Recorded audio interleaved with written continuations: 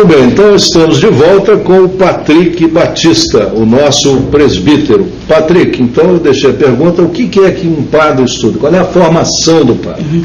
Então o itinerário formativo do padre acontece da seguinte maneira. Antes do jovem, assim que o jovem manifesta o desejo de entrar no seminário, ele é acompanhado por uma equipe chamada equipe vocacional da nossa diocese. Então ele vai fazer alguns encontros, tem um acompanhamento psicológico, até quando ele entra no seminário. Quando ele entra no seminário, nós chamamos essa fase de propedêutico.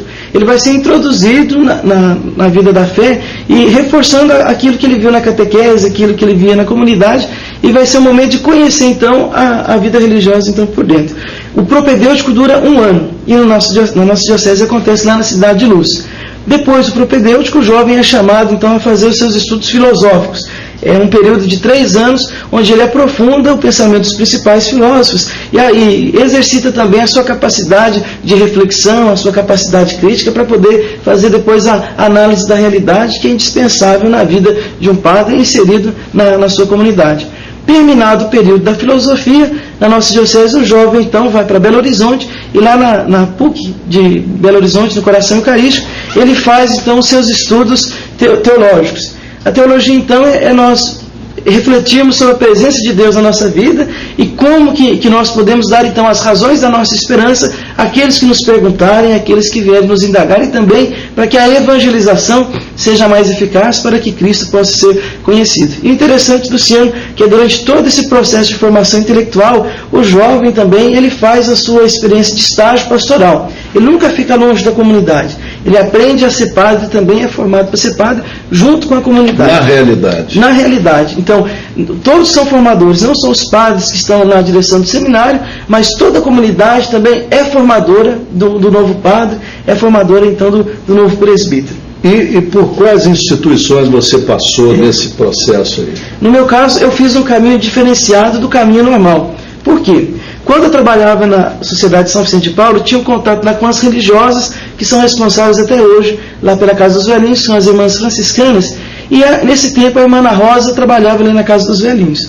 Então ela me deu o endereço dos chamados missionários redentoristas, isso lá pelo final de 96. Durante todo o ano de 1997, eu me correspondi com esses missionários lá de Aparecida. Muitos aí já foram em Aparecida, conhecem lá as atividades dos missionários redentoristas. Então eu saí de Piuí aqui no final de 1998. Te interrompendo, e foi nessa ida sua para Aparecida que você teve aquela experiência da imagem? Isso, foi isso? Conta aí rapidamente para o pessoal. Foi um dos momentos mais marcantes da minha formação, que em 1999 eu tive a oportunidade de rezar o texto e estar diante da imagem que foi encontrada nas águas do rio Paraíba. Então foi um momento assim muito forte, muito especial, e tocou muito o meu coração. E minha mãe sempre dizia que quando eu fui batizado, ela havia me consagrado a Deus por intercessão da Virgem Aparecida. Então foi um momento muito singular que marcou pontualmente assim, a minha vida e todo o meu processo vocacional. Muito bem, então depois de Aparecida você foi para onde? Onde mais? Quais instituições? Isso. Aí eu morei em Aparecida, depois em Aparecida eu estudei no Instituto Nossa Senhora do Carmo, das Irmãs Salesianas. No ano seguinte, no ano 2000, eu morei em Sacramento, no Triângulo Mineiro, e lá eu fiz o meu ano propedêutico lá, que é esse ano de vivência intensa comunitária.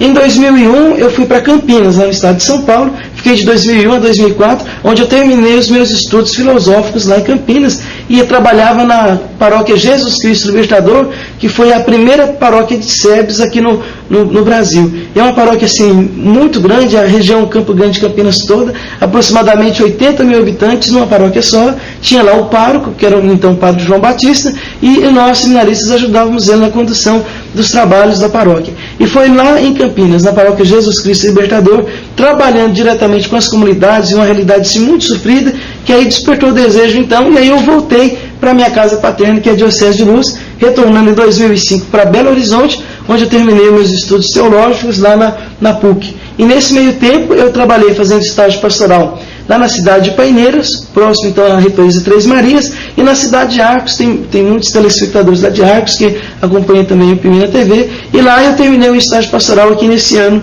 de 2008. Então foi esse mais ou menos o itinerário. O seu percurso, o seu itinerário. Patrick, bom, eu queria te pedir agora que você descrevesse para nós quais são os principais momentos do ritual de ordenação sacerdotal. Certo. Então, o ritual da ordenação, ele acontece dentro da celebração eucarística, dentro da celebração da missa. Então, começa depois da proclamação do Evangelho. Então, o meu formador, o Padre Flávio, ele tem um diálogo com o bispo, no qual ele vai me apresentar e vai dizer se eu sou digno ou não para receber esse ministério. Lembrando sempre que o sacramento e o ministério é da igreja.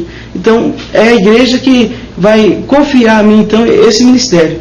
Então, o Padre Flávio me apresenta o senhor bispo, depois acontece a homilia, logo após a homilia, há o meu diálogo, então, já eleito presbítero com o bispo. Nesse diálogo eu faço as promessas de pobreza, castidade e obediência, e também a promessa do celibato, e de oração da liturgia das horas e da vida de oração em favor do povo de Deus. Terminado esse diálogo, eu sou chamado então a me entregar totalmente nas mãos de Deus, e isso é simbolizado pelo momento que eu vou me prostrar no chão, que é o momento da ladainha. Então, assim que eu estiver prostrado lá no chão, toda a comunidade invoca a presença dos santos de Deus para que eles intercedam, para que o meu ministério seja fazer acontecer então a vontade de Deus. Depois desse momento que eu fico prostrado lá no chão, eu me coloco de joelhos e o bispo então vai impor as mãos. Esse gesto de impor as mãos acontece há mais de 2000 anos, desde o início da nossa igreja. Então, é na imposição das mãos do bispo que ele invoca o Espírito Santo, e aí eu serei ordenado, então, padre nesse momento.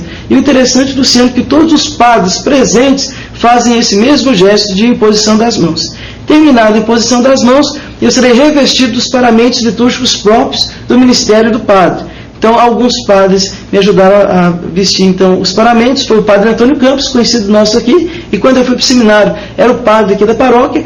Tem o padre Célio, que também ajudou o padre Antônio aqui no tempo que ele estava na condição da paróquia, e tem o padre Marcelo, que é o redentorista, atual diretor da editora Santuário Aparecida, que me acompanhou durante o processo de formação lá em Aparecida e de modo especial lá em Campinas.